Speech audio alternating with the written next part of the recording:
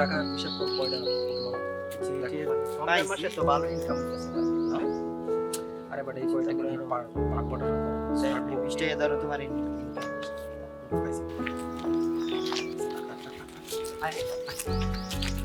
আসসালামু আলাইকুম। ওয়ালাইকুম আসসালাম। ভালো আছেন হুজুর? হ্যাঁ ভালো আছি, কিন্তু তোমরা? আলহামদুলিল্লাহ আমরা ভালো আছি।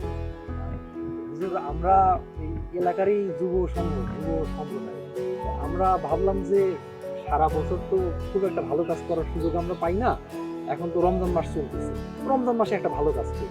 এই যে আমাদের রাবেয়া এতিমখানা আছে না, রাবেয়া এতিমখানায় তো অনেকগুলো এতিম বাচ্চা পোলা লেখাপড়া করে। আহারে কি কষ্ট, কি খায় না খায় দেখে কষ্টই লাগে। তা আমরা সবাই মিলে ভাবলাম যে কিছু টাকা পয়সা সবার কাছ থেকে তুলে আমরা যদি ওদেরকে দিতে পারি তাহলে ওরা একটু শান্তি মতো খাইতে পারবে। আর রমজান মাস 1 টাকা দাম করলে হুজুর আপনি জানেন 70 জন সব বেশি পাওয়া যায়। আপনার মাধ্যমে আপনিও সব পাইলেন, আমরাও পাইলাম। হুজুর আপনি 500, 1000, 5000 যা খুশি আপনি দিতে পারেন। আচ্ছা, তোমরা ওই যে কোন এতিমখানার নাম বলবে? এই রাবেয়া এতিম। আচ্ছা, ওই রাবেয়া এতিমখানার সভাপতিকে সভাপতি সাহেব তো আমাদেরকে পাঠাইলো, উনিও আসতে চেয়েছিল। আমরা কইলাম যে আপনি মুরব্বী মানুষ, আপনি থাকেন, আমরাই যাই, আমরা জীবন তোলা পাই না, আমরা কষ্ট করবো, এই জন্য ওনারাই কি। আচ্ছা, বুঝতে পারলাম। তার মানে আমার বাবা তোমাদেরকে পাঠিয়েছে, তাই তো? আমার বাবা হচ্ছে রাবেয়া এতিমখানার সভাপতি। আর রাবেয়া যে নামটা আছে না, এটা আমার মায়ের নাম। আমার মায়ের নামে এই এতিমখানার নামকরণ করা হয়েছে। তো আমি বুঝতে পারছি না তোমরা আমাদের এতিমখানার নাম করে এভাবে চাঁদাবাজি করতে বিষয়। আমি যতটুকু জানি আমাদের ফ্যামিলি থেকে ওই এতিমখানার জন্য যত খরচ লাগে সব কিছু তো আমাদের ফ্যামিলি থেকে দেওয়া। এই ধরনের কোনো চাঁদাবাজির কোনো সিস্টেম তো এখান থেকে নেই।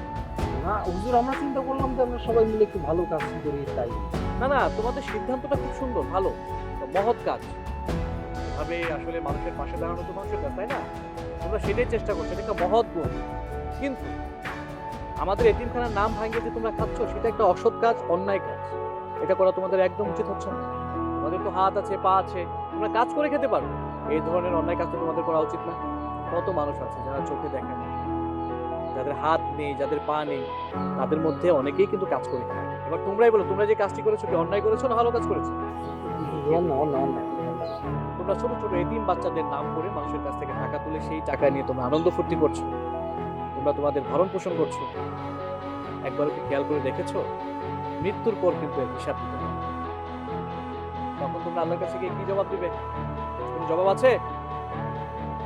এই জন্য তোমাদেরকে বলি, তোমরা ইসলামের প্রতি ফিরে আসো, নামাজ পড়ো। আজকের পর থেকে এই ধরনের কাজ আর কখনো করবে না। ভালো থাকবে?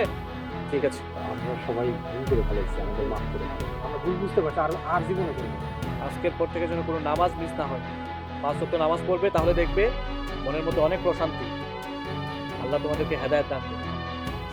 ওয়ালাইকুম আসসালাম।